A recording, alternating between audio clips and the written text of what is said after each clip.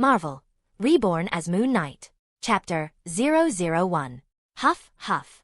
Ack. I tumbled down the sand and hit a rock sticking out of it. A slight pain in my right arm brings my focus to the large scratch on it. I look up at the place I had been standing and see 8 big disgusting worms pass by it. Losing my footing had saved me from those monstrosities. How could someone survive them, and that bastard told me that some ear-anchor kid did it. Well, not ear-anchor now I guess. Anyway, how could he survive this place? This place is nothing but sand everywhere with monsters the size of the building crawling around. I can consider that kid did survive even while being an ear-anchor, but how does that bastard expect me to survive this when I am not even a hunter? I am just a normal person. How did I even reach this place, you may ask? It all started when a dungeon break happened in the middle of the road and I got run not by monsters but by people who were trying to escape. I had just exited the coffee shop when someone pushed me from the side screaming monsters, and run away when more people kept coming and stomped me to death in their escape. Afterward, I found myself sitting on a couch with a bunch of comics, DVDs, and games all around with Morgan Freeman sitting in front of me observing me. Flashback. Where am I? I asked him because I clearly remembered I had died. You did die, and this is my place. He said. You died too. I look at him in sympathy. We both died, but I wonder why is he here? I get startled when Morgan started laughing. Oh no. I did not die. I am God, or ROB as some people nowadays call me in their novels, and I took this form because it is more comfortable and your soul too won't perish from directly seeing it. Morg, no, God said. Then why I am here? You see, there are people out there who fantasize about being reborn in stories and they get some powers from me, or ROB as they call me to make it big in those worlds. I thought, why not try it for real? So, I went and searched for some random soul, but he didn't make it. Died in the trial. So this time I chose more potential and found you. God said, making me gulp in anticipation. I mean, who wouldn't want to be reborn, making up for their past mistakes? So what should I do now? I asked nervously. Here are all the stories lying around for you to choose from. Select one, and then we will continue. Take your time. He said, and I started looking around but quickly noticed that none of the titles or their summaries were familiar to me. I looked back at him and as if knowing my thoughts. These are stories from other places and so you don't know them, but don't worry, we will look through them after you choose them. After that, I again started looking, but one of them caught my eye, and reading its summary had my breath quicken. Seeing my state, God walked over to me, took the book from my hands, and pressed my forehead with his finger, which calmed me down. I am omniscient, so I know everything of these worlds, be it their past, present, and future. Being in the form of stories in front of me is normal for them. Don't think you are some book character made by other people's imagination. Go, keep looking, he said sternly, making me remind me of my father. After he moved, I noticed a separate pile of books and DVDs. There was no summary, but the cover of that pile was amazing. One had the title Marvel Comics and the other DC Comics. After some thinking, I chose Marvel over DC and brought its pile towards God. He, seeing it, gave me a strange look. Are you sure? I nodded. Okay. Now you can't change it. Do you want to read comics or watch the movies for the story? I thought movies would be better because they will cover all the major comics in a few hours. I mean, movies and comics follow the same, right? At least they did in my world. I hear a chuckle and look at God, but he just shakes his head. Movies. I said, firmly taking the gamble, but guess what? It failed. Comics and movies are vastly different in this case. Anyway, let's watch them. God said without giving me any time to take back my decision, and I found myself in a mini theater with a movie titled Iron Man playing in it. And so time went by with me and God sitting and watching the movies and series released by Marvel, and by the end of it, watching, I had tears in my eyes regretting my decision. Whose entrance did you like the best? God asked me, taking me out of my sorrow. When Mark Spector transformed in the washroom scene. I said, making God nod his head. Yes, that was great. Okay, I have decided. You will have his power. Here's the status of it and make changes you want to it, but remember to be careful with your choices because of after that you will have your trial based on it. He said, waving his hand, and in front of me a hologram appeared. Moonknight. Powers. Divine empowerment. Being Khonshu's avatar, Moonknight has superhuman performance. This includes superhuman strength, durability, speed, agility, stamina, reflexes, and perception. Transformation. Being able to summon a suit of ceremonial armor over oneself. The armor's appearance can be altered. The suit also allows flight and weapon summoning. Regenerative healing factor. Able to heal from any external wounds with it being empowered during transformation. Self-sustenance. Moonknight can survive indefinitely without the need for a breathable atmosphere. Additional attributes. Telepathic resistance. Khonshu is said to have 4 aspects. Pathfinder, Embracer, Defender, and the Watcher of Overnight Travelers. Moonknight cycles through these aspects as his avatar, and his brain applies identities to them to explain them.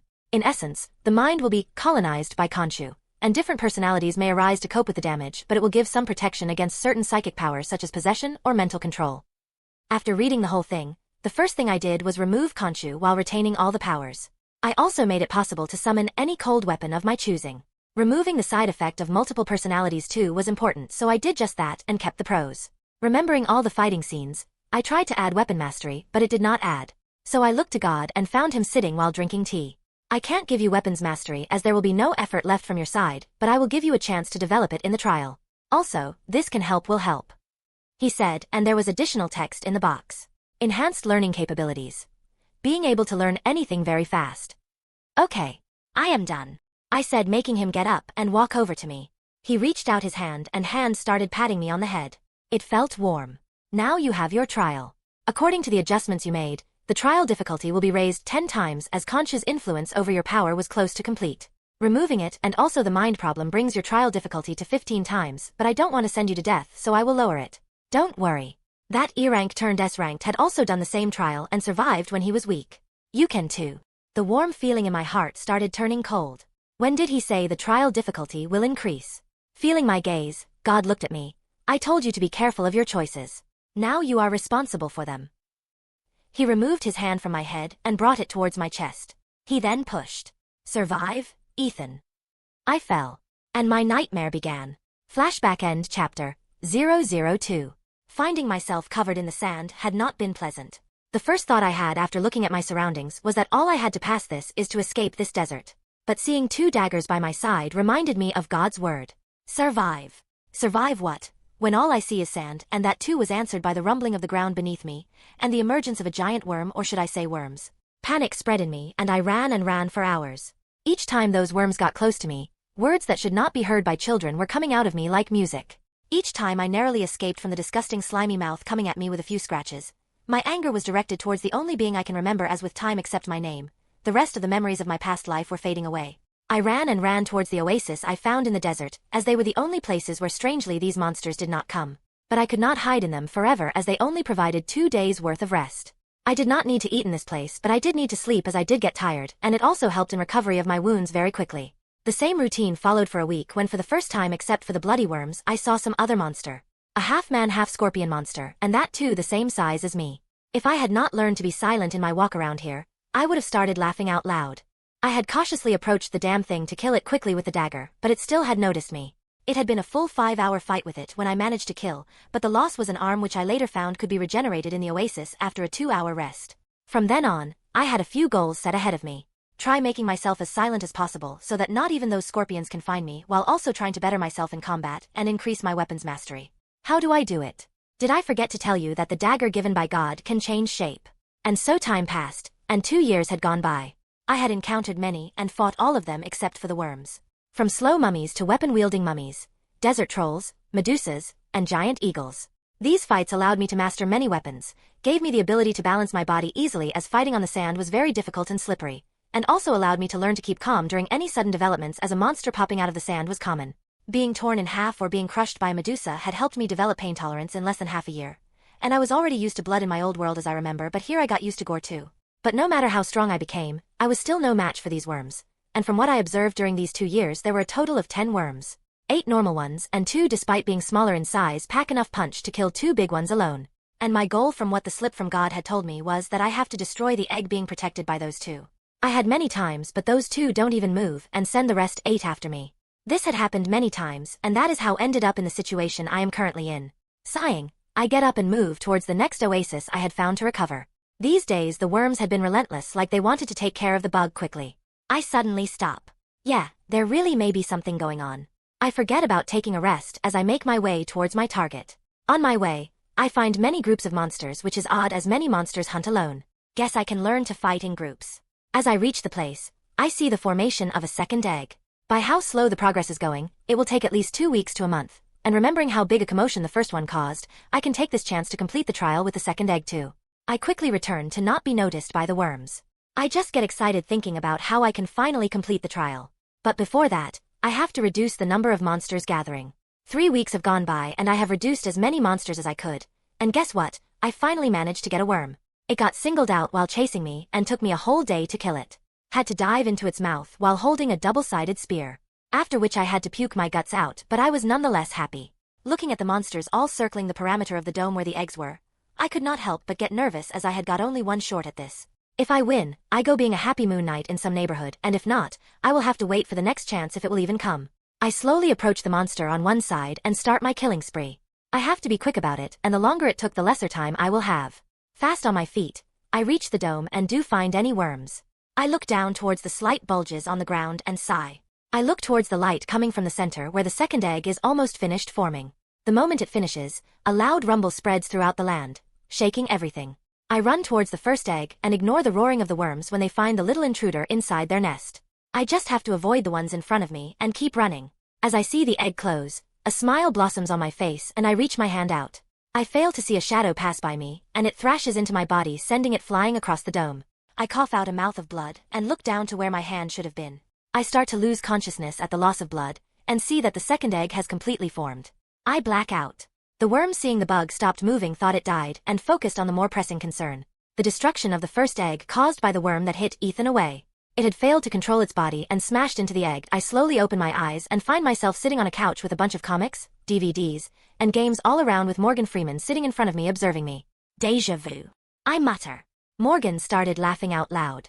No, it's just that you blacked out after completing the trial, by luck if I say. More, no, God told, reminding me of all my time in the trial. So I passed?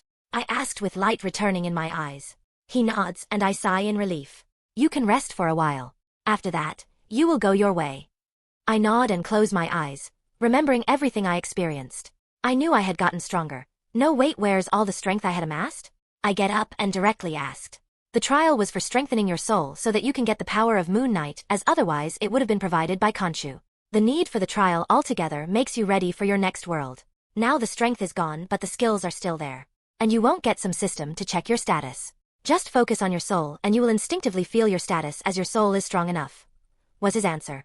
Now that you seem so energetic all of a sudden, let's get you going then, God said and walked over to me. I wish you well in your next life. There may or may not be a starting bonus for you, as they call it. Depends on your luck. He moved his hand and brought it toward my chest. He then pushed. Goodbye, Ethan. I fell. And my new life began. Chapter 003.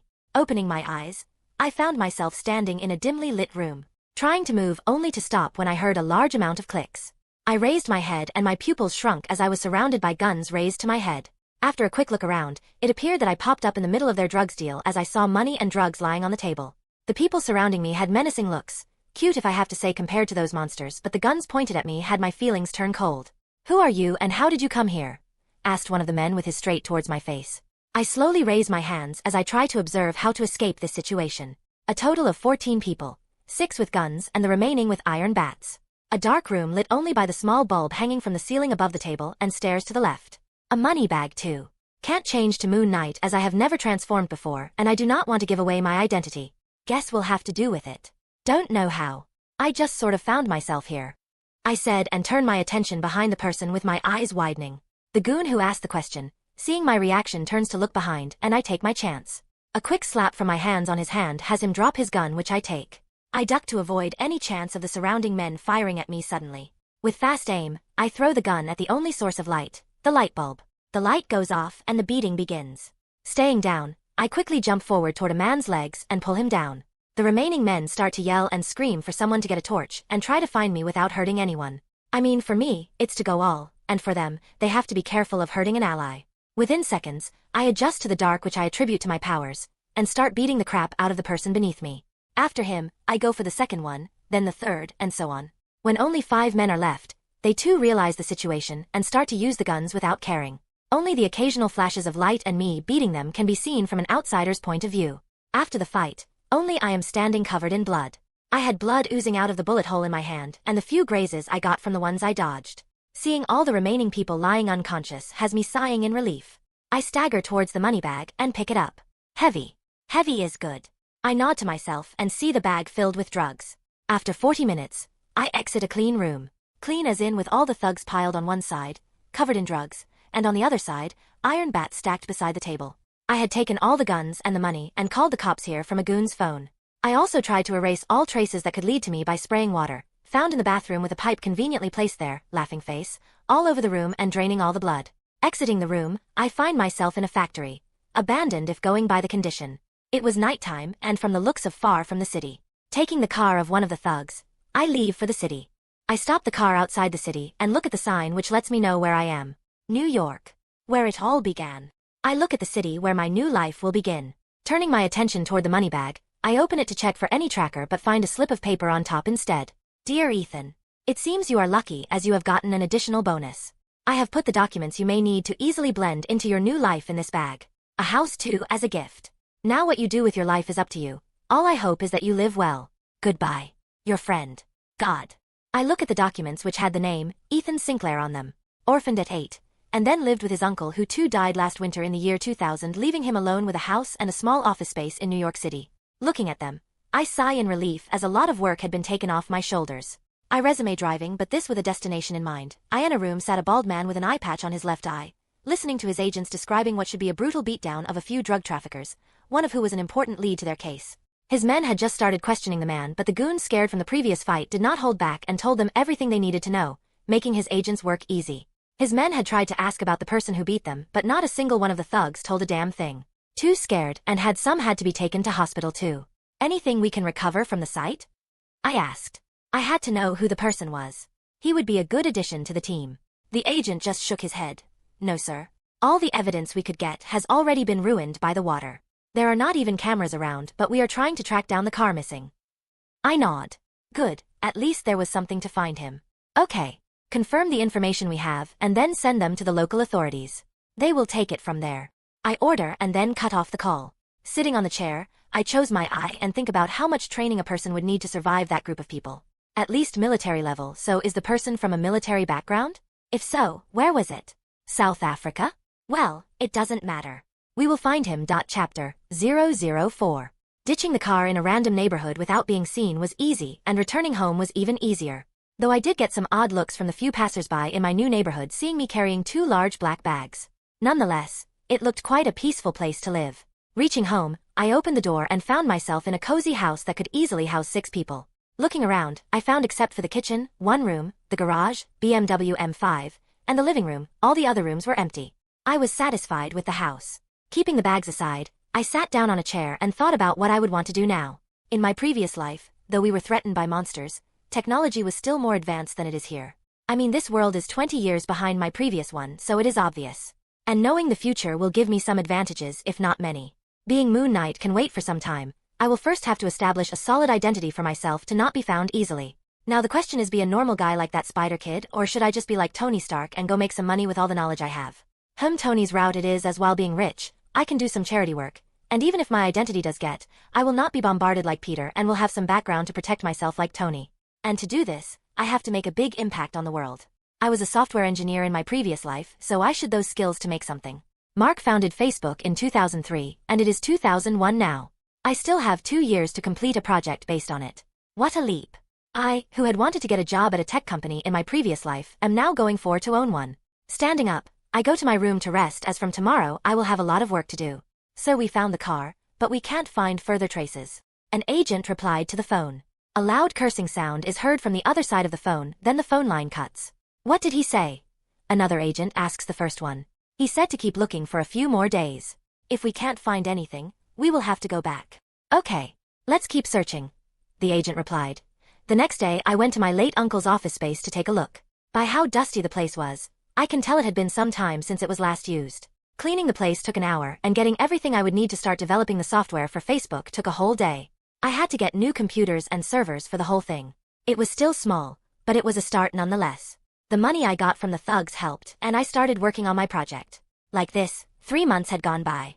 I also started working on a pet project, Candy Crush, to make it easier down the line to get recognized easily when Facebook, or now should I say Snapbook, made it so that both pros of Facebook and Instagram are in one app, gets launched. The game had already begun to gain popularity and generate income under the name Sinclair Games. This also helped me develop the servers faster. My daily life had been monotone till now. Get up, go to work on the software and fix any bugs, and go home. I had not taken the mantle of Moonknight till now and was not planning to, but small bombings started taking place in Hell's Kitchen with perpetrators escaping each time. Thinking it was finally time, I went home and into the hidden room under the garage I had made where all the guns and some computers for my vigilante work were kept. Not donning the mask doesn't mean I had not been making preparations. Police scanners and radios, to pick up their talks and keep up to date with the crime, had been made. Though only minor crimes had been taking place, and they were stopped early. Taking a Bluetooth device and placing it on my ear, I check for the last area of activity of those pyromaniacs. After checking it, I head out into an alley and imagine the robes covering me, and a sense of euphoria passes through my being as bandages wrap around me to form a suit around me. I feel strength coursing through me and feel my senses heightened. The first time I tried the transformation, I became Mr. Knight. After several times I got it right, and with enough practice now I can transform the suit into any clothing I desire, but in the end, the suit remains white. Looking up, I see the moon and feel a closer connection to it. Taking a deep breath, I leap in the air, with my cloak becoming rigid and letting me sail through the night. I fly fast toward my destination and ignore the people who notice me in the sky. Approaching a high-rise building, I sit on its top as I begin to notice shadows moving and surrounding a group of people. They soon started fighting, one group with guns and the other with blades. The Hand, as those ninjas called themselves, and the other group was the local gang lords. Their fights had escalated for the past week, but I think it was time they kept these fights between themselves and not involve the whole Hell's Kitchen in it. Jumping from the building, I glide towards them when one of the gang members notices me. Steadying my balance as I land, 2 truncheons suddenly slide into my hands. Seeing them, the gang member's eyes widen and he raises his gun to shoot me but is too late. A hit on the hand makes him drop the gun, and he screams in pain brought by the blunt weapon. Throwing one of the truncheons on the new approaching guy's knee, I raise my leg and kick the first goon's chest, blasting him through the fighting ninjas and gangsters. I walk up to the second guy who kneeling on the floor and screaming in pain. Grabbing his hair, I look around and see both have stopped fighting, seeing the new guy between them. One of the ninjas raises his sword vertically and asks in a solemn voice, "Who are you?" I look at him, bringing my now empty hand towards my chest as I pull out a crescent blade from there and stab the arm of the thug whose hair I was pulling. Moonknight, Chapter 005. A large number of criminals are coming forth confessing for their crimes, and the common thing with them all is their encounter with a masked vigilante with the name of Moonknight. The public view is divided on their new hero of whether he is good or bad, as though the crime rate has decreased, and the number of people going to the hospital has increased. The police have demanded the surrender of Moonknight on the charges of violence, but there has been a drawback from the public questioning the police's competence, as a vigilante has been shown doing their job better than them. Switching off the TV, I sit down on my chair and turn towards my agents. "Well, sir, we have tried to locate him, but the pattern of his appearance is random. There have been more sightings of him in Hell's Kitchen, but all our information from that place gets intercepted by someone. We have very little contact there. But from other places, we have managed to some information on him." The agent replies and passes a file to me. I nod and ask him to continue while checking the file. "We don't know about his identity, but from what we managed to find out is that aside from flight and combat skills, he can also produce different kinds of weapons. We aren't sure, but based on his fights, these weapons are limited to cold weapons. We also found that most of his attacks take place at night, while some do take place in the morning, so we can say for sure that he is stronger at night than in the morning, which also confirms his name, Moonknight. He also seems proficient in stealth, as we completely lose track of him after a while." I get up from my seat and stand by the window. "You can go." As I watch the agents leave, I remember the initiative, which is still in its initial stages, and seeing that man fighting has me if I should add him to it. His brutality will be needed if there was another alien invasion, one which will be more violent than the previous one. But even if I want to, I don't even know where to contact him from. That modi **RF Kerr doesn't even wait for my agents to get in touch and just disappears.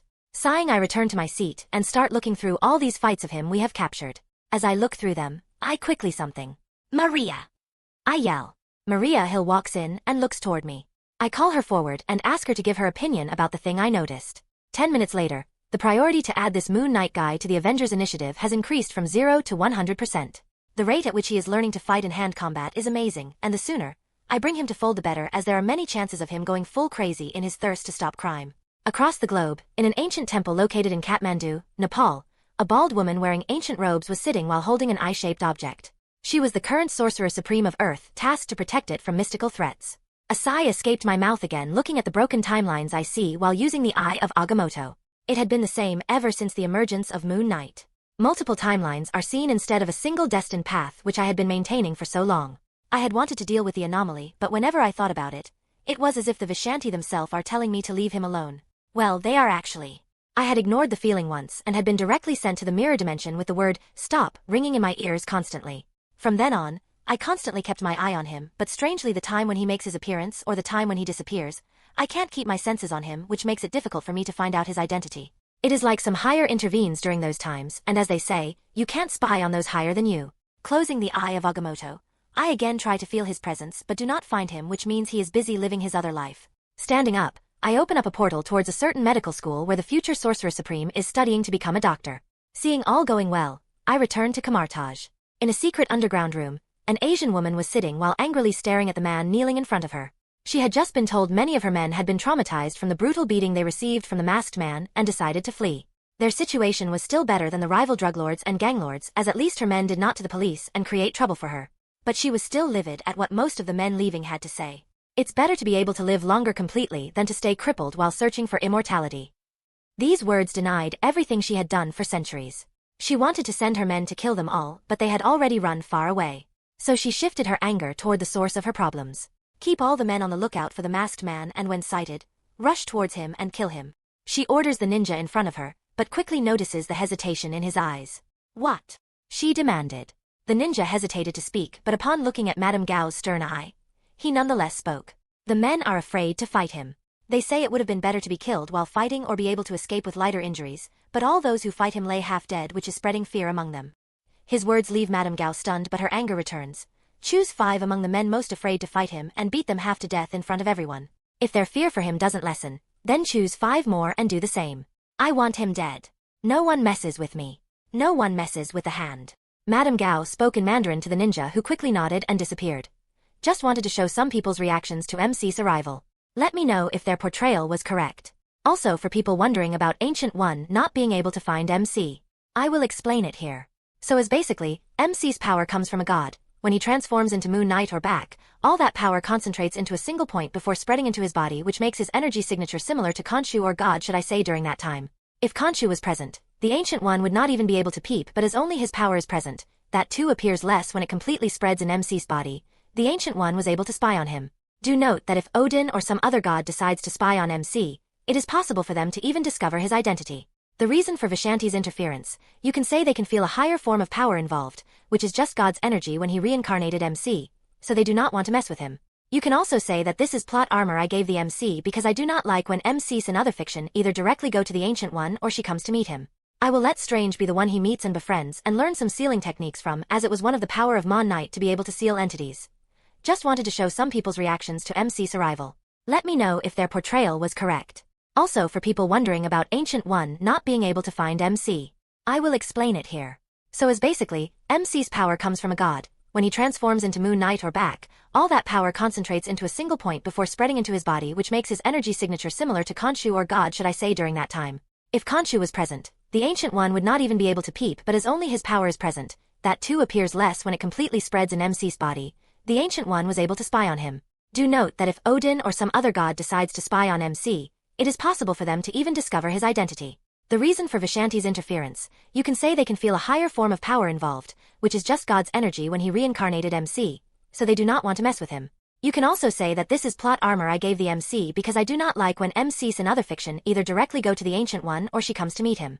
I will let Strange be the one he meets and befriends and learn some sealing techniques from, as it was one of the power of Moonknight to be able to seal entities. Chapter 006.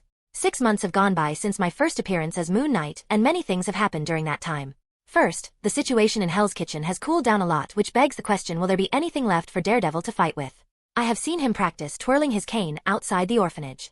Second, S.H.I.E.L.D. had tried to send agents after me at first, but later they mellowed down to trying to contact me when I beat up 2 of their guys, getting too excited for the job.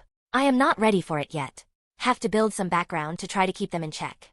Third, I made a very unique friend while purchasing a bike for my personal use.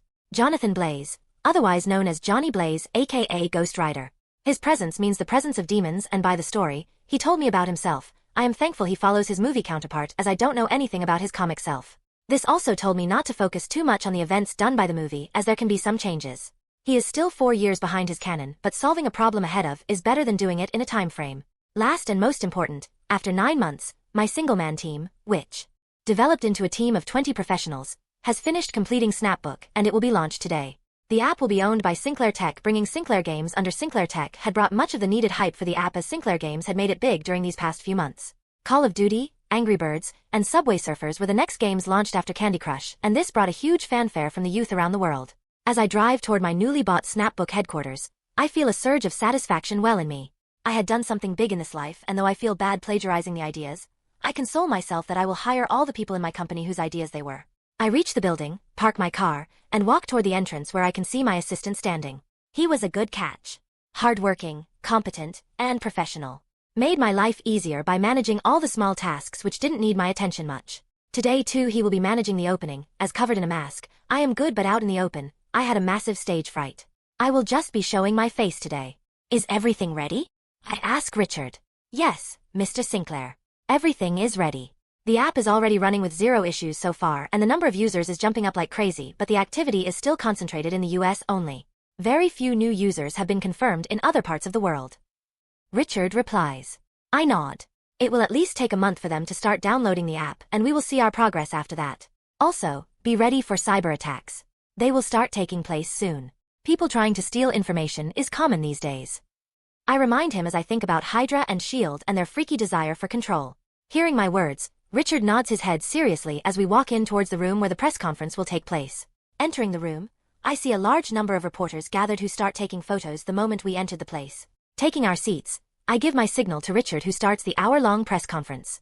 There were many questions, some light and some heavy, being thrown around by these reporters, but all of them were expertly handled by him. Some were questions directed at me too, and I tried my best to answer them while hiding away my nervousness.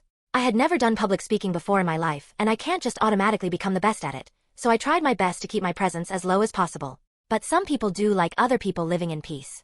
Mr. Sinclair, how does it feel to take the title of the youngest CEO from Tony Stark? The voice of a middle-aged reporter cuts through the crowd, directly silencing it. All eyes turn to me, and I gulp. Gosh, how I hoped instead of cameras, these people had guns in their hands.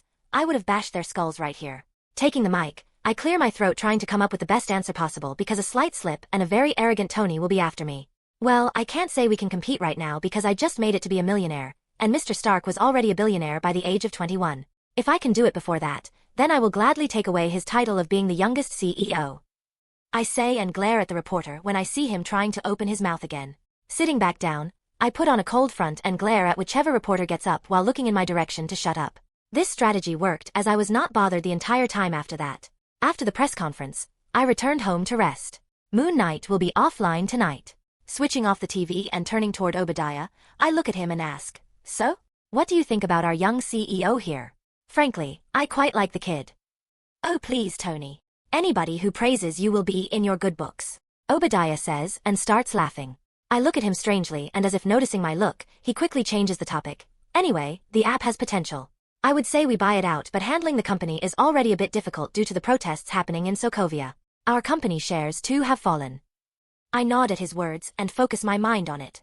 Jarvis, show the recent coverage of the protests. At my words, the TV switches on to a different channel, and I grimace at the sight. Seeing people holding anti-American flags and shouting against Stark Industries does give me a bad feeling about creating weapons, and seeing children 14 to 16 years in the protest increases my bad feeling more. Chapter 007.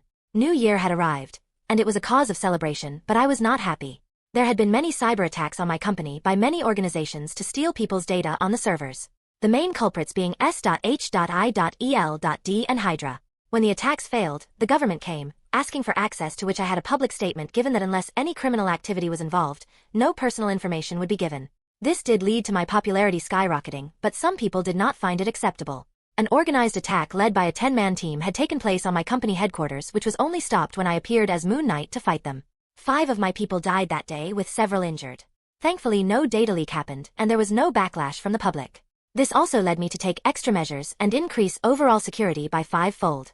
But I had to find someone to take out my anger on. And that someone will be given to me by one of these people in this dim room who had led the attack, and my name is William James, and I am a mid-level Hydra operative. My team was tasked by our superiors to get access to the servers of a new fast-developing company. The task seemed easy at first. We just had to hack into their network, and we could steal the information. While doing so, we found even S.H.I.E.L.D and the government trying to access their servers. This increased our difficulty as we do not want to be found. But what came later had our team leader Isaac on edge. The code on which the software was built seemed very advanced for our current times, and we could not hack it. Feeling anxious, the team leader chose to do what we do best: cause chaos and steal what we can during it. Attacking the company head-on, we had taken some hostages and killed 5 people to keep the rest quiet. All was going well until that lift opened. The moment we focused on the lift while drawing our guns towards it preparing for an attack, the windows behind us burst open, and in flies the white monster. A crescent-shaped blade comes flying toward one of my friends standing near the hostages. The blade lodges itself in his head, directly killing him. By the time my attention turns back to him, another one of us has his gun arm sliced off by a sword I don't know came from where. The person screams and starts rolling on the ground. Fear spreads in me. Take the hose tag dash. One of the Hydra members starts but gets a thick metal rod smashing on his head, bursting it open. I try to ignore the gruesome scene and point my gun toward the hostages to shoot, but that caped guy rushes over to them and spreads his cape wide open, and I get really scared when all the bullets fired by me and the remaining people just bounce off that piece of clothing. Run! Both Moon Knight and our team leader shout at the same time. He to the hostages, and our leader to us. I start running out to the exit without looking behind as I hear screams from my friends. I know the moment I look behind, I will be next. As I near the exit, the leader pushes me back, throwing me off my feet. Hold him off for me. He shouts and makes it to the exit, but a flying blade gets latched into his back and he falls. Hearing footsteps behind me, tears start pooling in my eyes as I start to pray for safety, but a chop at my neck is all I felt last. The next moment I woke up, I found myself in a dim room. 5 other people were there with me. The rest are dead, I think. Sitting with them, I see them huddle closer to each, shivering from the scenes I saw before passing out. I too get closer to them. What will happen to us? The only female member of our team asks. I don't know, but he will try to gain information from us, and then kill us. And if dying is the only result, I would rather not betray the organization. One of the old-looking guys speaks. This one has some serious Hydra loyalty. But he was right. I too will not tell anything to him. I know I should turn my back on Hydra and try to save myself, but the brainwashing they did on me since young did a number on me. Yeah, I know they brainwashed me, but I am fine with it because my hands are not clean anymore, and I too helped in doing it to the newer recruits. Sitting and waiting was all we could do, as even the poison sac in our mouths had been removed. We waited and waited when suddenly 2 white glowing eyes appeared in front of us in the dark. As the owner of the eyes came forward, we saw a person covered in wearing a white mask with a moon on it. He was wearing a white 3-piece suit with white gloves. He would seem funny if we did not know the brutality he shows in his other costume. So which of you will tell me what I want to know? He asks while adjusting his tie. We all look at each other but keep quiet in the end. He sighs seeing this and walks up to the leftmost member of the group and slaps him across the face when the person tries to resist. I see 2 teeth fall. Moon Knight then grabs him by the hair and drags him across the room to the next one. They disappear from our sight, but the door remains open and we know he is just behind the wall. The first thing we hear is a loud no, and then a loud cracking loud followed by screams. One by one something hard hitting against the flesh is heard with screams which gradually turn hoarse and then completely stop after a few minutes. By this time, every one of us is breathing heavily with the female member crying, but we remain resolute in not giving up anything about the organization. Moon Knight returns alone covered in blood, which we see is gradually disappearing. Without saying a word, he again walks towards the leftmost member when the old-looking who spoke before stands up. You can keep playing your mind games, but not one of us will tell you anything. We will die before we tell you anything. But remember, if you cut one he dash, his head falls as clean blade gleams in the light. So H-White, huh? Moon Knight speaks and all of our eyes widen. I know many of the loyal people of Hydra say the same thing when they are about to be killed, but it should not have been associated with Hydra now. I see Moon Knight leave the room and a heavy silence is all that is left. You say? I shout in my mind. There was no meaning in trying to keep the organization's name quiet if all it took was a single sentence to give it away. I look at the now decapitated head of the person who I had thought was smart, and disgust wells in me as I lower my head. Hey, so how was the chapter? Thought of pitting the MC and Hydra a bit to give Hydra a major blow earlier, and this was the reason I chose. Honestly, there is not much stuff MC can do as Moon Knight before the year 2008 or 2009, except for developing his company. Even if I want to add some other comic stuff, I have not read them, so it is difficult for me, but I try to see what I can do. Like this thing with Hydra and doing something about the Ghost Rider plot. Chapter 008. Washington, D.C. Ethan POV. It was a cold, windy night. Standing atop the Washington Monument, I gaze at the full moon hanging in the sky. Hearing the sounds of sirens, I look down as police cars surround the tower. I had first thought of going after Arnim Zola, but I did not where the scientist was, except that his location was somewhere in New Jersey. Then I thought of contacting Fury and telling him about Hydra, but found it plain stupid to do so. First, I don't have any physical evidence regarding them, and second, the way they know everything about Fury right now, his snooping around will alert them, making it difficult to track them further. Now you might be wondering why I am here in Washington if I want to deal a blow to Hydra. Of course, it is to make the meaning of their existence meaningless by destroying the only way they could have completed their mission of bringing their god, Hive, back to Earth for further conquest. I have not found any Inhumans anywhere, even where their base afterlife should be, so I am guessing they do not exist anymore. But how can I be sure Hive exists?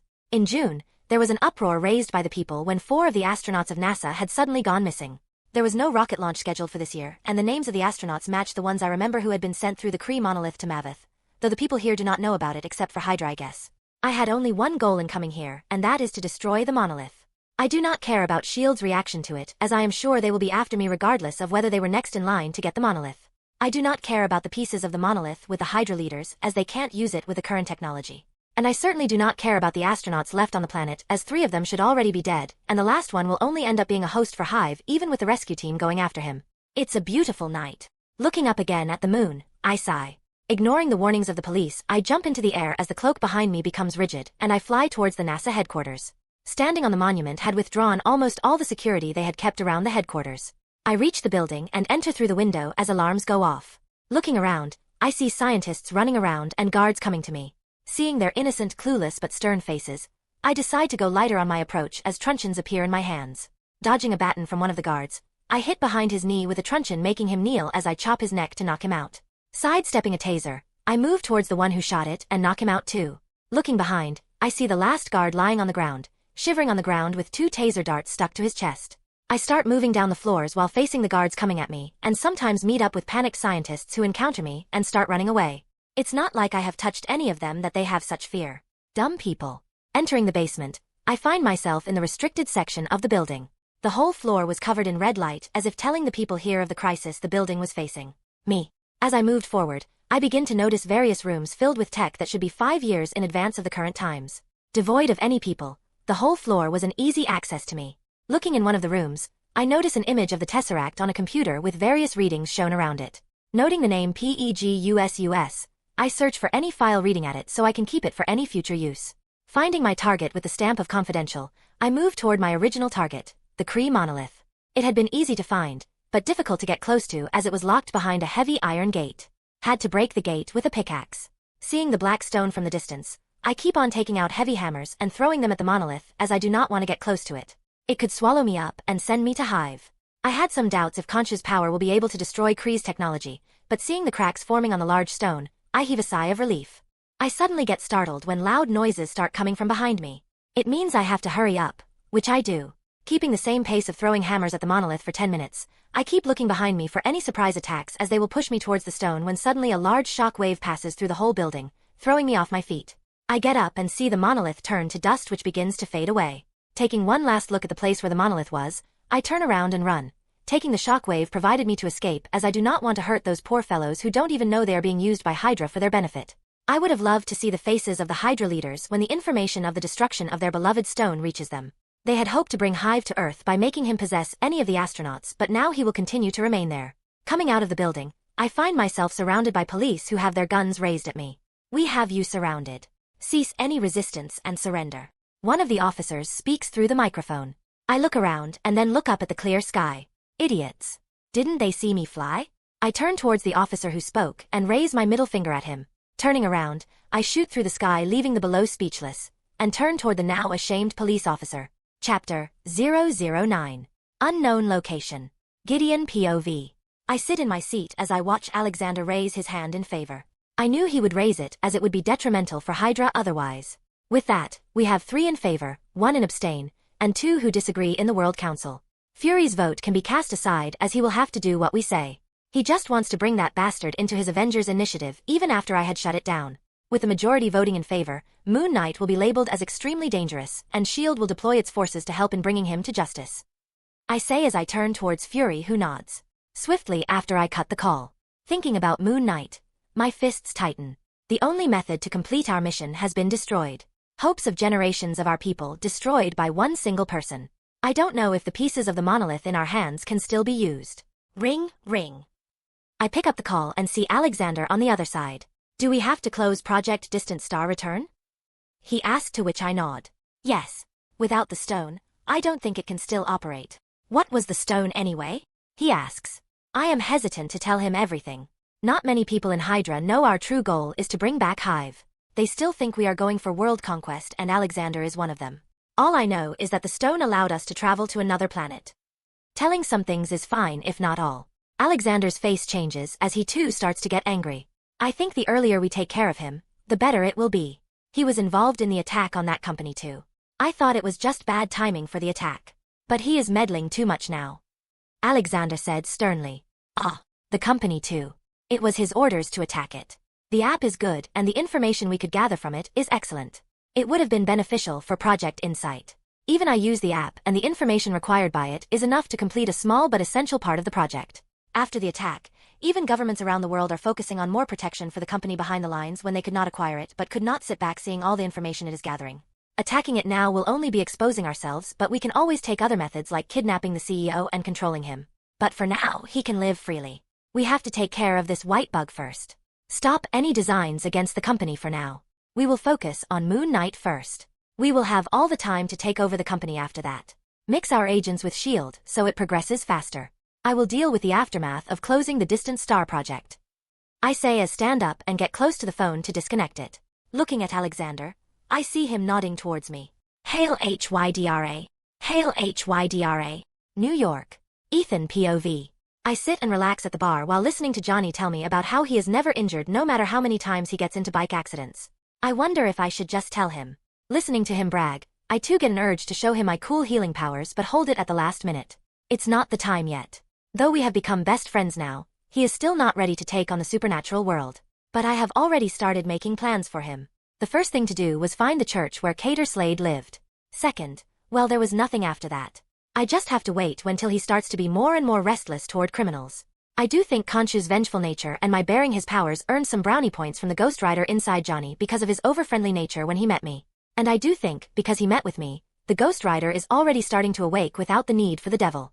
It can be seen now too as he gets mildly irritated whenever we pass the police station. So it's only a matter of time for him. Okay. Enough. I stop his bragging. When is your next stunt?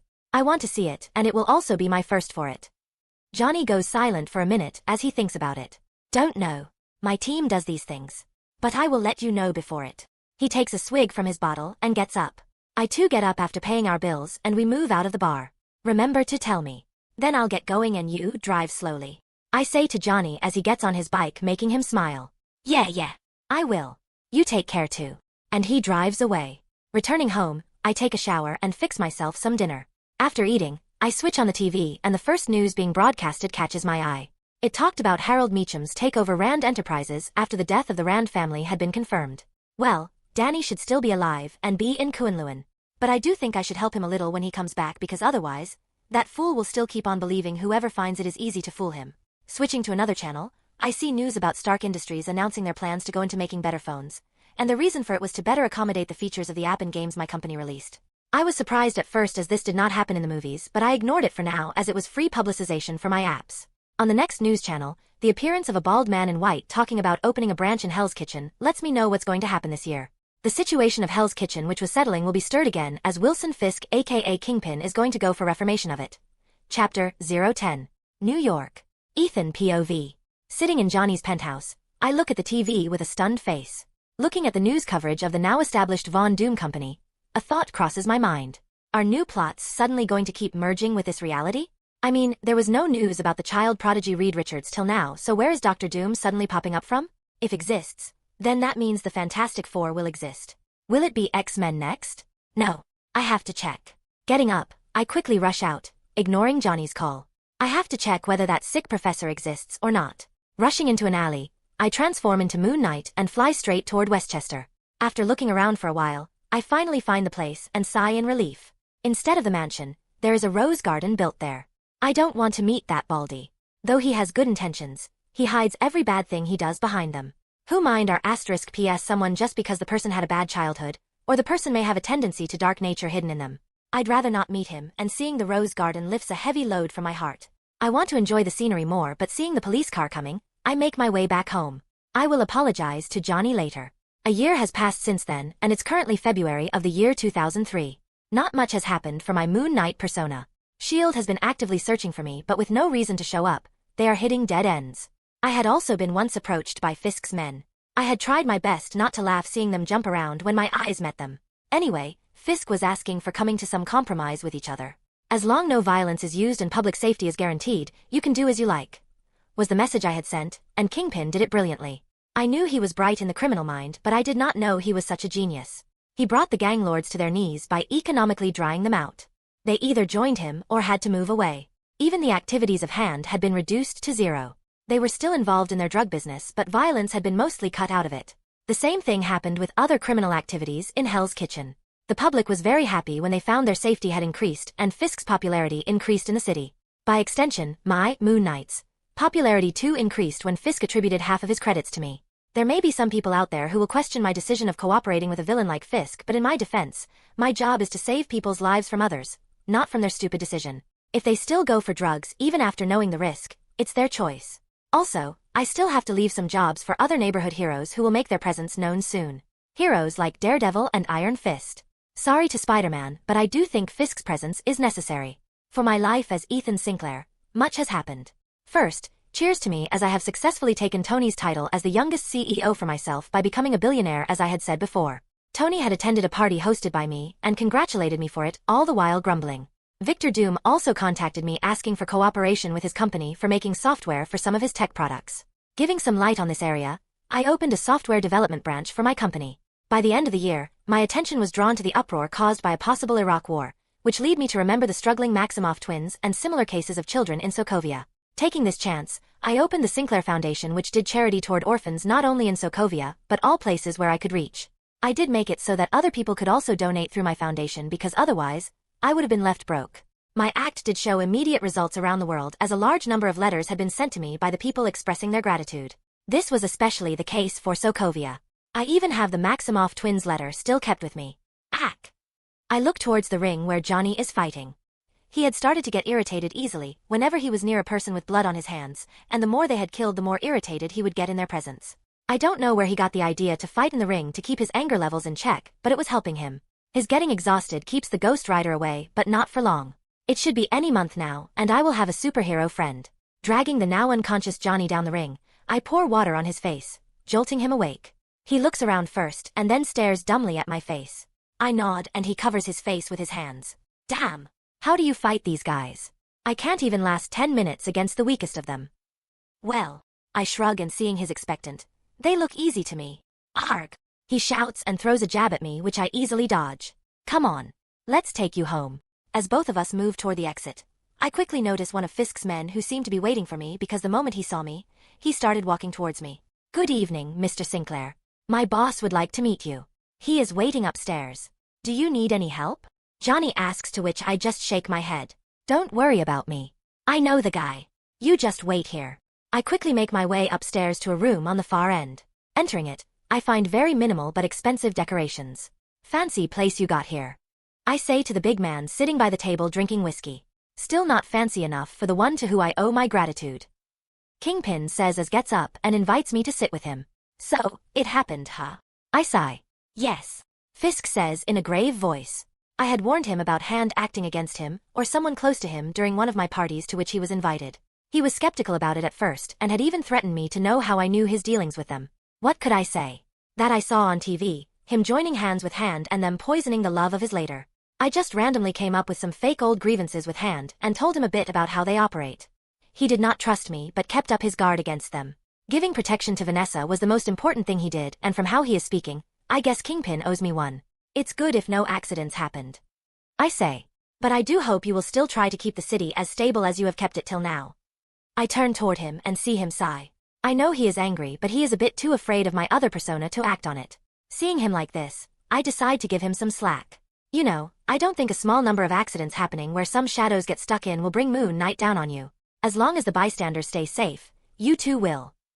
I do know I risk getting my identity found by saying this to him, but denying some revenge against the people who poisoned his love when this same man was willing to destroy half the city just to bring them back, in an alternate universe, is unfair. Well, you do you. I will go now.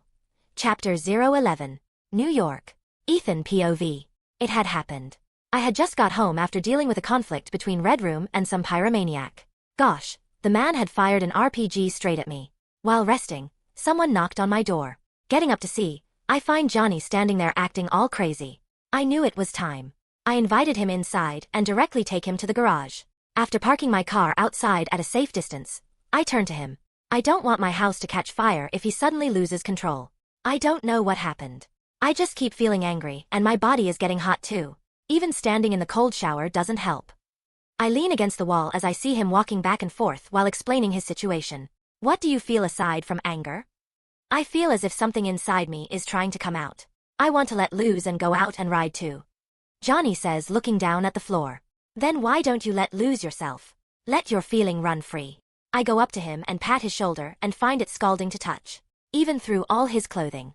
No, no, no. I feel scared. I just can't calm down when I want to stay calm. Johnny shakes his head and crouches.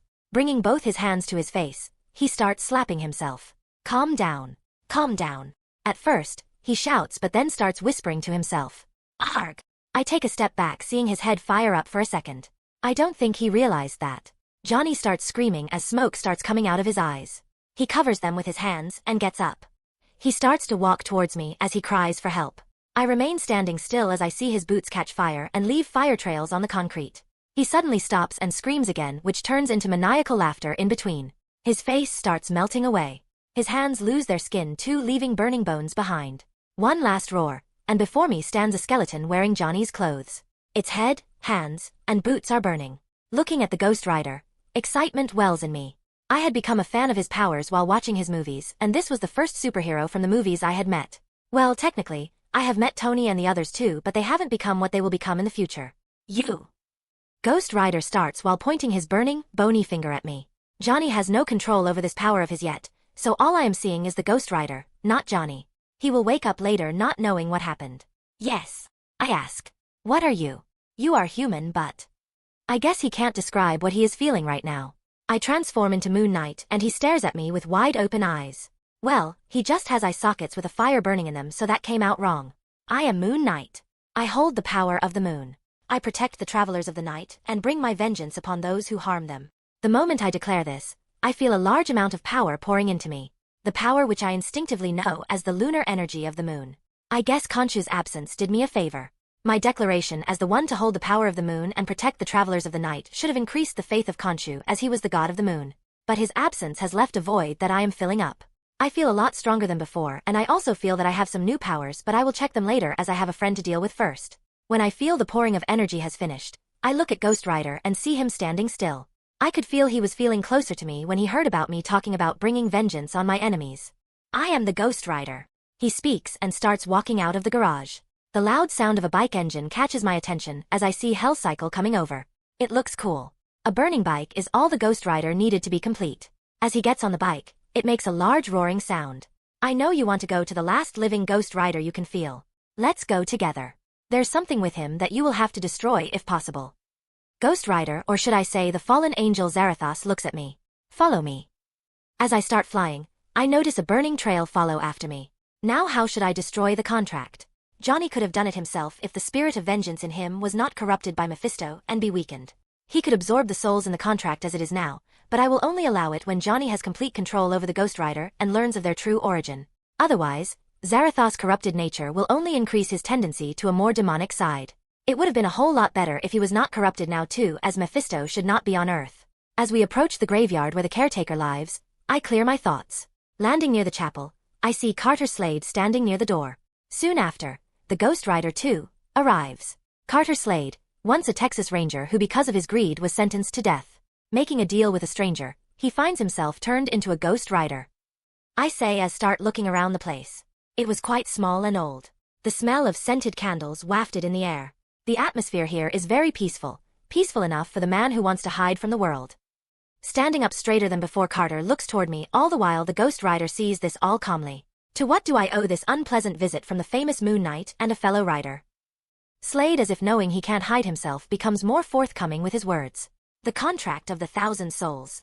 All it took was a second for Carter too to transform into a Ghost Rider. Chapter 012. Mexico City. Carter S.H.I.E.L.D. POV. The contract of the 1,000 souls. Hearing those words, my first response was to transform into the Ghost Rider. My power of it has waned over the years, but I will try my best to keep the contract safe. Don't get so fired up. We are not looking for the contract so we can give it to Mephisto. I want it destroyed like you want. Moonknight says, and I hear a grumble from the other rider at the mention of Mephisto. Seems he too doesn't like him. Turning my attention back to Moonknight, I revert to my human form. I have to keep the remaining power for the windy days. How can I trust you that you too want to destroy it, even if I've found a way? The situation in hell isn't peaceful anymore. Mephisto has become weak with his old age, and he is trying ways to find a better body for himself. His devil son, Blackheart, doesn't want to stay under his father's control anymore, and is looking for a way to increase his power. The more Moonknight speaks, the more my eyes widen. I have so many questions. How does he know about what's going on in hell? And ways to increase his power? I suddenly think about the contract. If Blackheart absorbs it, he will become even more powerful than Mephisto. Then isn't better to give Blackheart the contract so that he can kill his father and stay in hell? I look up at Moonknight to confirm my guess, but his next words stop me. Blackheart wants to make the Earth his starting point against his father. He is still finding ways to escape hell, and the moment he escapes it, he will start looking for the contract when he finds his father's dealing on Earth. And don't ask me how I know these things. It's related to my powers. I gulp at that. So how will you destroy the contract? I had tried it before, but I couldn't do it. If the contract is destroyed, there will be no problems left, and I will also be free from this curse. I can't destroy it, but he can. Well, not now, but he will be able. Moonknight gestures towards the other Ghost Rider present, who I had forgotten he was there with how quiet he is. As if noticing the attention turned to him, the Ghost Rider shakes his head. I don't know how to break contracts. I know, and I will tell you how to do it later, but for now I want Johnny to be present, so go back. From his words, I guess he is a relatively new Ghost Rider if even the spirit himself has to take charge. I wait as the fire on his body dies down, and he returns to his human form, but the next moment he falls unconscious. I guess it's going to be a long night. Ethan POV. Early morning the next day. I see Johnny wake up and start to look around. When he looks at me, he gets startled. Figures as I am still in my Moonknight transformation. We need to talk. I start to walk out the door. He may not remember me transforming into Moonknight as it was too early for him. Ethan? Guess I was wrong. He may be stronger than I thought. Don't call me that when I am like this. I don't want others to find out my identity. You were an exception being my friend, and you being a Ghost Rider. I stop him. Get freshened up and come out. I have something to tell you. He just nods his head. Johnny POV. Seeing Ethan walk out the door dressed as Moonknight has me feeling weird. I mean, suddenly finding out your longtime friend has a secret identity in which he goes around beating thugs while being wanted by police and not feeling anything will be weird. I guess that was the secret to his over-the-top strength, but me having a secret identity to which even I was not privy. I sigh. I know how I got these powers.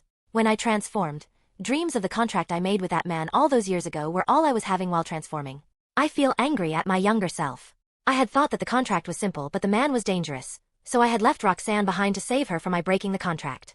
But who would have thought? I was making the deal with the devil himself, and it was only a chance that kept him from collecting his dues. And from what I remember, Ethan spoke about hell. It is only a matter of time before he comes knocking on my door. I hate this. He cheated me into selling my soul to him. I get up and freshen up before heading out. I see Carter and Ethan sitting under the tree's shade. Making my way toward them, I too sit down. I want to hear what Ethan wants to say. So before you start feeling repulsive of your powers, let me tell you the true origin of them. It should also help you by making the spirit remember something. He speaks while looking at me with white glowing eyes, and I nod. Ghost Riders are beings in whom the spirits of vengeance indwell. The spirits were sent to protect mankind from evil entities, but they were captured, tortured, and driven to insanity, making them corrupt in their desire to seek revenge against Mephisto and mankind for its sins. As Ethan speaks, I start getting a reaction from inside me. I look toward Cater, but he shows nothing on his face. They may have forgotten their true purpose in their twisted lust for pushing the guilty, but permanently sending Mephisto back to hell can help regain their former selves. Now, they are just enslaved by him to be used to collect the souls from his deals. Hearing this does make me feel better. I mean, having a corrupted angel who has a chance at recovery is better than a mad enslaved demon.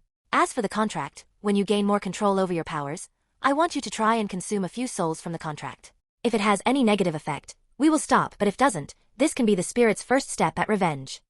I do feel a bit uneasy about consuming souls, but a desire comes from within.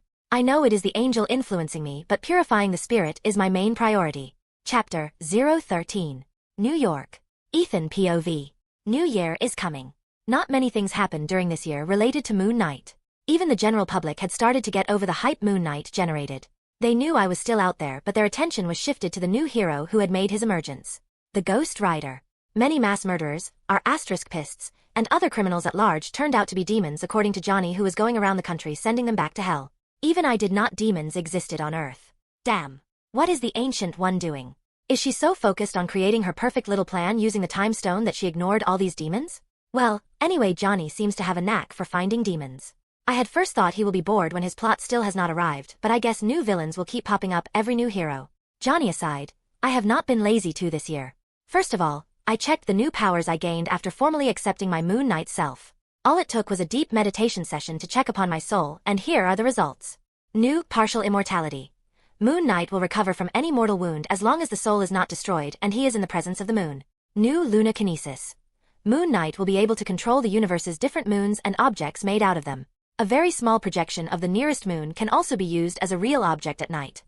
Partial immortality is self-explanatory, but it enhanced my already powerful regeneration. Before, the wounds I received in the morning took 30 minutes to heal.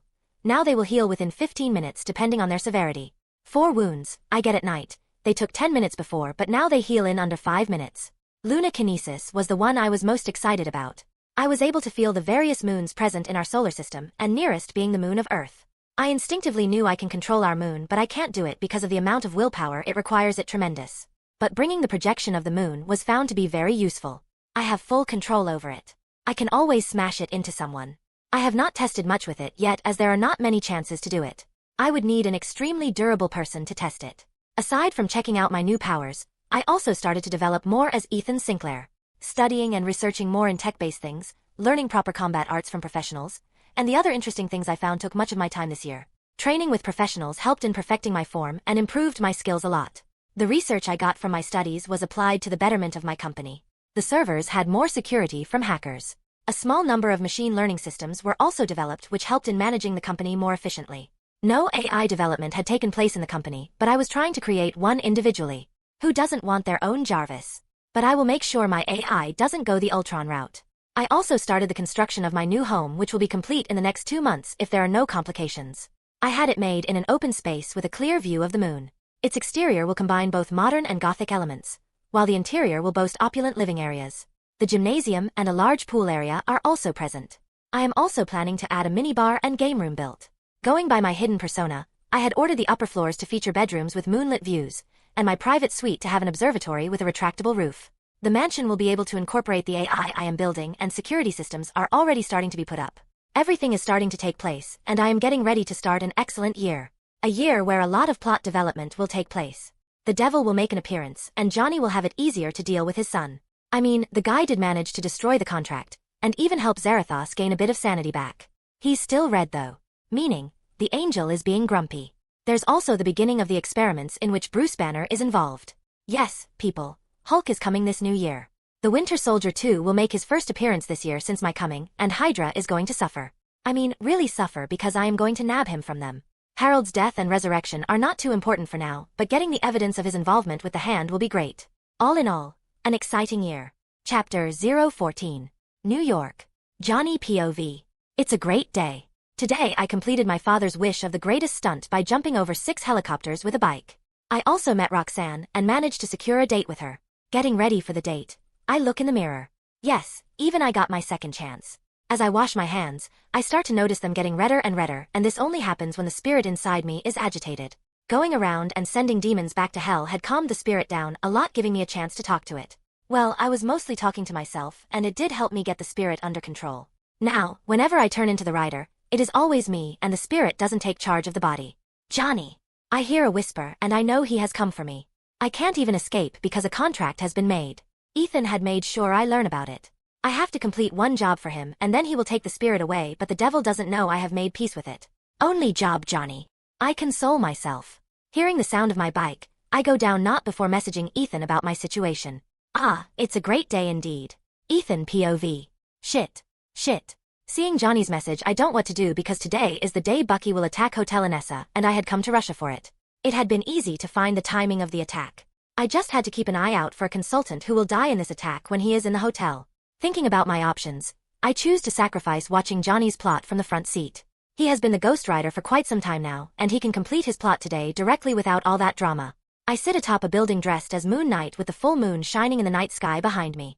Looking at the black shadow passing through the streets toward the hotel, I relax. I won't have to look for Bucky after this. As I see him enter the building, I jump with my cloak spreading behind me. Oh, how I wish there was some background music playing at my entrance. As I glide, I search for Bucky and find him holding a man by his throat in a luxurious corridor. It seems he has just started. I smash through the window at him to stop Bucky before he kills the person. He manages to dodge the last second, but I do give him a chance to react as I throw a blade at him, which he deflects with his metal arm. I approach him and kick him away from the person. Run! I scream in Russian at the still stunned people in the corridor who, hearing my shout, start to scatter away from here. Abusing my quick learning, I learned every single language I could find, so speaking Russian was easy for me. I look forward and see Bucky standing up. I could easily finish this fight, but I want to test my skills against him. I prepare myself and wait for him to make the first move. As if noticing my intentions, Bucky launches a rapid assault at me, his left arm leading the charge. His jabs and hooks come at me with remarkable speed, aiming to exploit any opening. But my superior reflexes allow me to evade his strikes with precise footwork, slipping effortlessly out of his way. Undeterred by my evasive movements, Bucky delivers a spinning back kick that momentarily catches me off guard. The kick hits me, which causes me to stagger slightly, but I quickly regain my balance, ready to retaliate. As Bucky continues his assault, I notice him use more of his prosthetic arm than the real one. His punches rain down upon me, alternating between hooks and uppercuts, each strike carrying a heavy weight of the material the arm is made up of. I can't fault him, as even I am relying on the defense of my suit to deflect and block his attacks with precision. I can take his blows without the suit too, but that will bring pain, which I don't want. I am just testing myself. Sensing an opening amidst the flurry of punches, I seize it. With a powerful right hook, I connect with Bucky's jaw, delivering a blow that throws him back. I had tried to control my strength, but who knew he will be so light? Doesn't Hydra feed him anything? I see Bucky standing up while shaking his head. Poor guy. He has already some problems in his brain with all the Hydra's faulty brainwashing technology. I don't want him to become a lost cause. Looking at Bucky, who has regained his composure, I ready myself for the next attack. He speedily charges my way and brings his left arm forward to attack. I expertly dodge his attacks, relying on my footwork, and timely parry his strikes with precision. Countering his attacks, I strike at his midsection with a heavy fist. As I watch him kneel from pain, I swiftly strike his neck, rendering him unconscious. This fight with Bucky made me learn some new things, such as my lack of experience while fighting with people who are heavily reliant on hand-to-hand fights. I could easily fight off the ninjas of the hand because they were only average in hand-to-hand combat. They were more suited for covert operations. Bucky is gifted in the fighting department, and he would have made a good sparring if I did not have to send him away. His head is still not fine, and except for that one place, I don't think anyone else can cure him. I do wonder what will happen to the plot if the one who was supposed to kill their king comes to their doorstep asking for help. Chapter 015. Wakanda. Chaka POV. I look at the letter in my hand with a grave expression. Exposed. Someone out there knows about us, and that someone is someone I can't silence, as I am not very sure of my victory. In 2001, our outside sources confirmed the appearance of a superhuman individual who went by the name Moonknight. At the council meeting held, many gave their opinions about him. The most prominent being that Moonknight was a product of a government experiment like Captain America.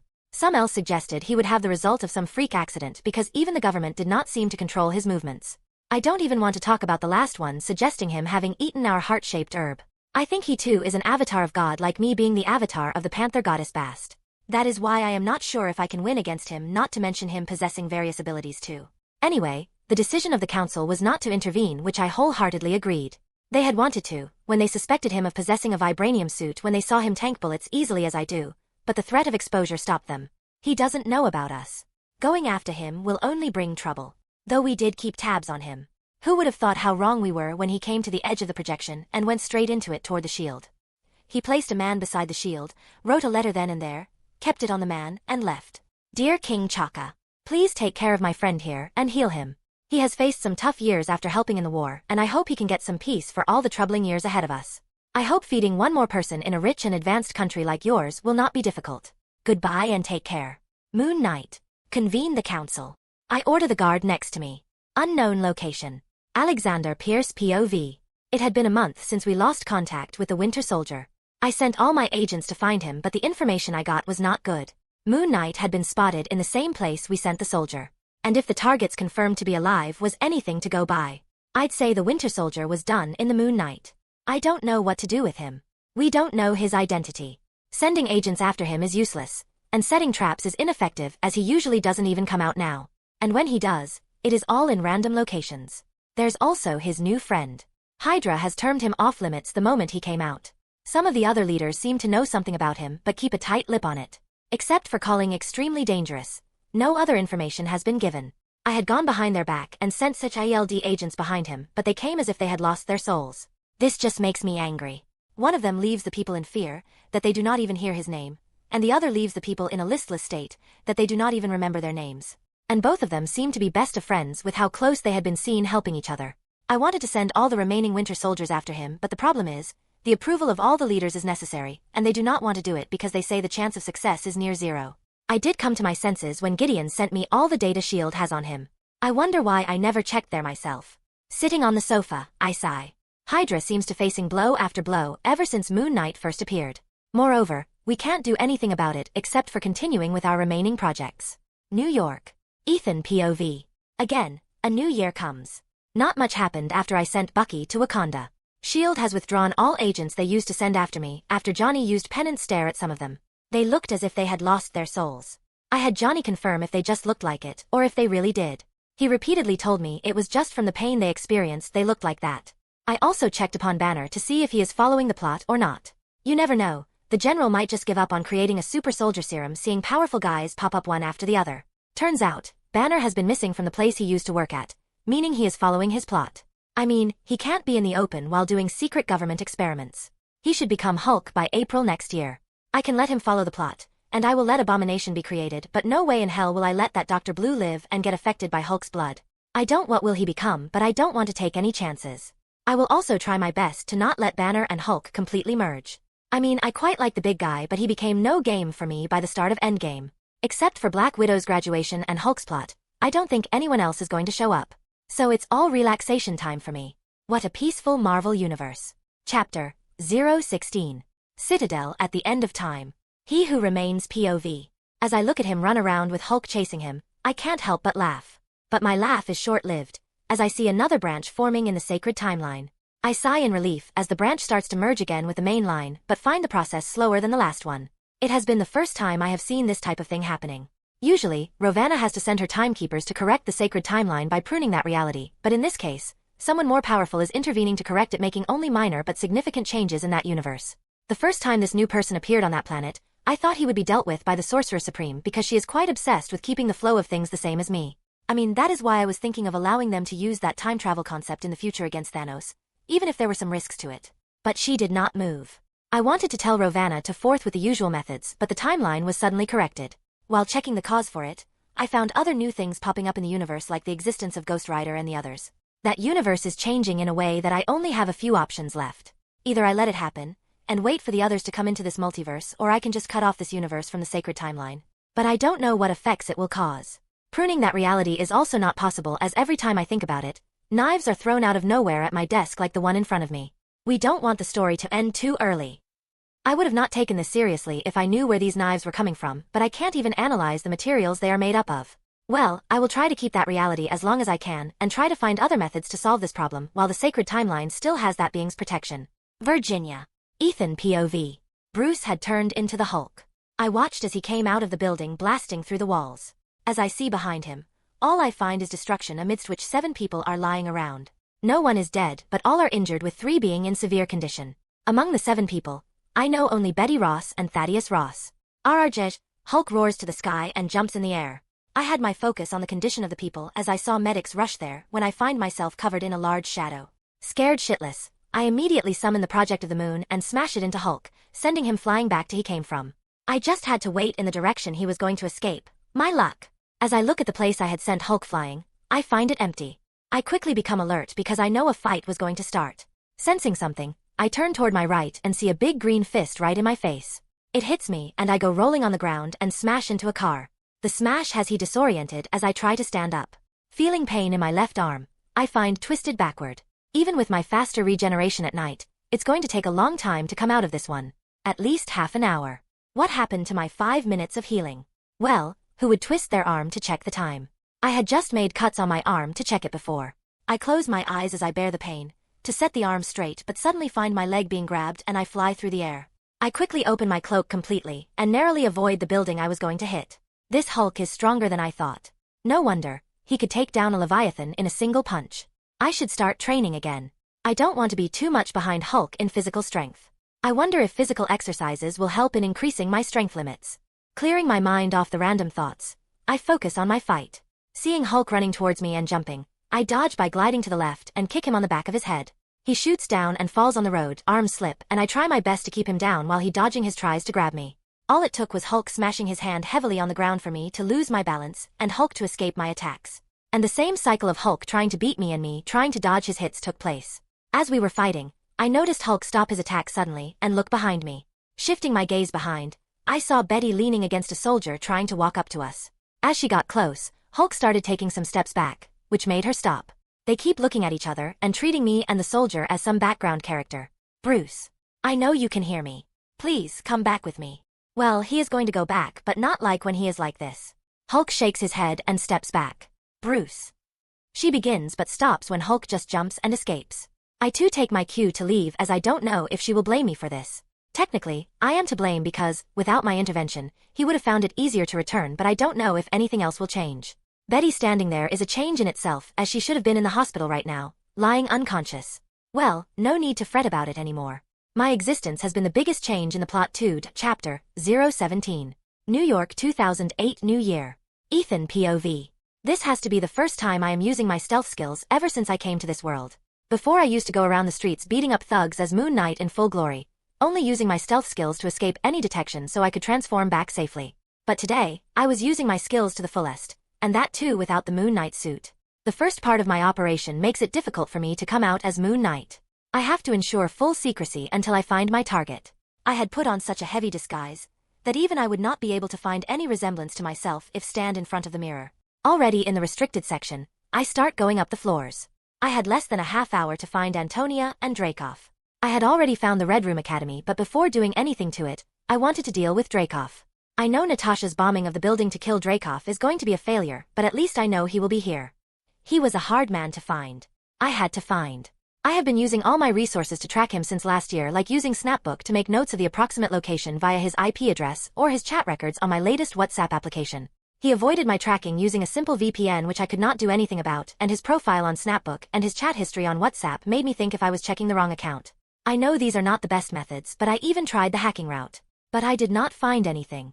It shames me to think how I tried to learn all the different types of knowledge for hacking, but I don't even know how to apply them properly.